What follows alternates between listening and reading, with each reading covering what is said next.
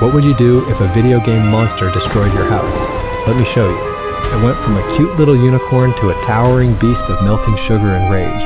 I had to build a literal vault just to contain his sweet, sticky, chaotic magic.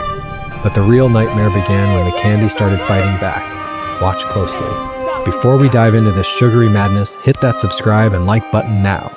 It all began 3 weeks ago, deep inside an abandoned theme park near my town. My radiation meter was dead quiet, but the air smelled like intensely burnt sugar. Right there in the dark, a pulsing, glowing sphere of hardened pink ice cream. I carefully placed it in a glass box. It felt like holding a ticking time bomb. I drove it home in silence, the trunk of my car glowing with an eerie pink light. Once on my table, the sphere began to shift. The solid glass floor started melting. My TV screen glitched violently, showing static mixed with bright neon pink colors. Thick, glowing pink syrup oozed from the sphere, smelling intensely of strawberries. I dropped a sugar cube inside. It dissolved instantly, making the light much brighter. The temperature spiked. Objects around the glass box began to slowly float in the air. Pink cotton candy rapidly grew over the glass. I could hear faint carnival music. Suddenly, the glass cracked. A thick, sweet pink mist violently hissed out of it. The box shattered completely, turning into a cloud of colorful paper confetti. From the sticky mist, a tiny, grumpy figure emerged, a baby in a unicorn costume. He was small, looking incredibly annoyed, holding a tiny ice cream cone in his hand. The wooden floor beneath his feet began to warp, covered in glowing, magical syrup. He looked right at me. His eyes were wide, glowing with intense, sugary energy. He took a clumsy step, glitching reality slightly like a cartoon frame dropping. Every step he took left a bubbling puddle of ice cream that magically healed wood. I noticed his tiny purple unicorn suit wasn't fabric at all, but pure spun sugar. He touched a dying houseplant. Instantly, the leaves turned into giant lollipops. But his magic was unstable. A sudden sneeze shattered my living room window to bits.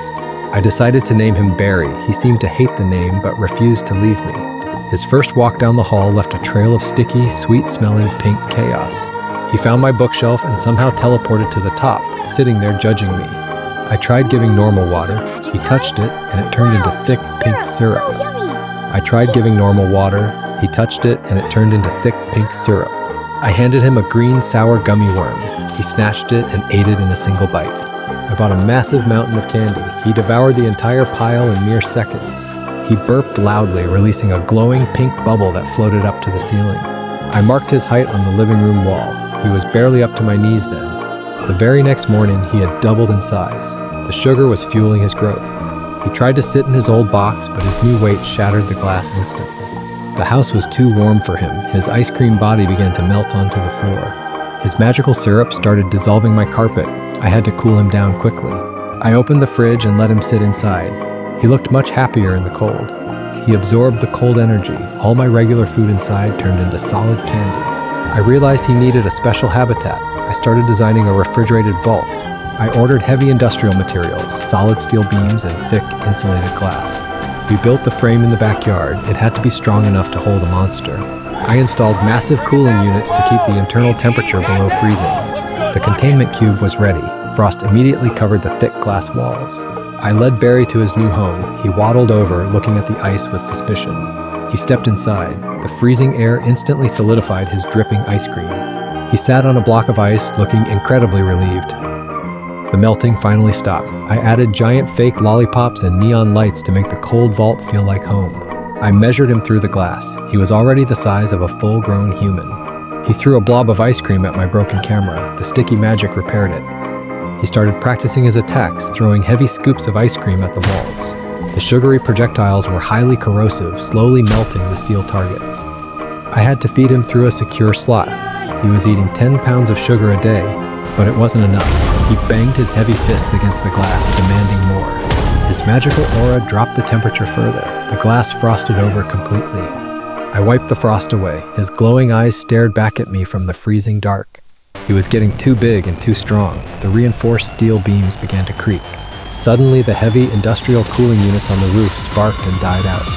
Thick, glowing pink syrup began to aggressively melt through the steel vault door. A massive purple fist smashed right through the thick glass, shattering it to bits. He stepped out into the yard. He was now absolutely massive and extremely grumpy.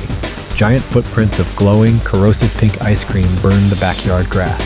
He touched a broken bicycle. magic instantly turned it into a candy vehicle. He slowly turned his head, locking his glowing eyes onto my neighbor's sports car. A heavy blob of pink ice cream hit the car, violently melting the expensive hood. The loud car alarm blared instantly. Barry covered his ears, looking very annoyed. He spun around, unleashing a massive wave of sticky syrup to silence the alarm. He marched directly into the street. People dropped their phones and ran away fast. A strange black drone suddenly appeared in the sky, hovering right above his head. He looked up at the annoying buzzing machine, his eyes glowing brighter with rage. With a quick flick of his wrist, he shot a perfect ice cream ball into the sky. The drone crashed down, magically transforming into a harmless plastic toy bird. I could hear loud sirens approaching fast. We were out of time. They found us now. Heavily armored black SUVs drifted aggressively around the corner of my street. Strange agents wearing bright neon hazard suits stepped out of the black vehicles. They immediately raised highly advanced futuristic net weapons straight at Barry. Barry stood his ground. He slowly pulled out a massive, glowing ice cream staff. The first agent fired a heavy electric net directly at the grumpy purple giant. Barry easily blocked it by raising a thick, solid wall of magical pink ice cream. He countered immediately, throwing a swirling pink attack right at their vehicles. The heavy SUV melted on impact, instantly transforming into a giant bouncy castle. The strange agents looked completely terrified and confused by the sweet magic. Barry spun his staff, unleashing his ultimate super attack across the whole street. The hard asphalt quickly turned into a deep, bubbling river of glowing pink syrup. The armored agents were instantly trapped, struggling to move in the sticky mess. He slowly walked towards them, looking absolutely intimidating in his plush suit. I hid safely behind a large tree, keeping my camera pointed at the intense battle. Barry raised his massive ice cream staff, preparing for one final devastating strike. He slammed it into the ground, unleashing a giant tidal wave of bright pink ice cream. The magic hit them hard, instantly turning their high-tech weapons into candy canes. The terrified agents scrambled out of the sticky mess and ran away down the street. Barry watched them flee, letting out a grumpy sigh as the glowing syrup bubbled up.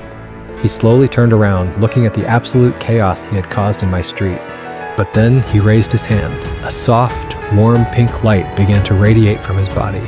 The broken asphalt magically healed, transforming into a smooth, shiny pink brick road. Even the bouncy castle morphed back into a sports car, though it remained bright pink. He waddled heavily toward my hiding spot, his grumpy face covered in melted ice cream. He reached out his giant purple hand and gently tapped the lens of my recording camera. The screen glitched with sweet pink static, showing strange candy-themed UI elements. He pointed to the ground. An agent had dropped a glowing, high-tech digital data pad. I picked it up. It displayed a blinking neon map leading directly back to Star Park. We have to go there. If you want to see what happens next, subscribe to the channel.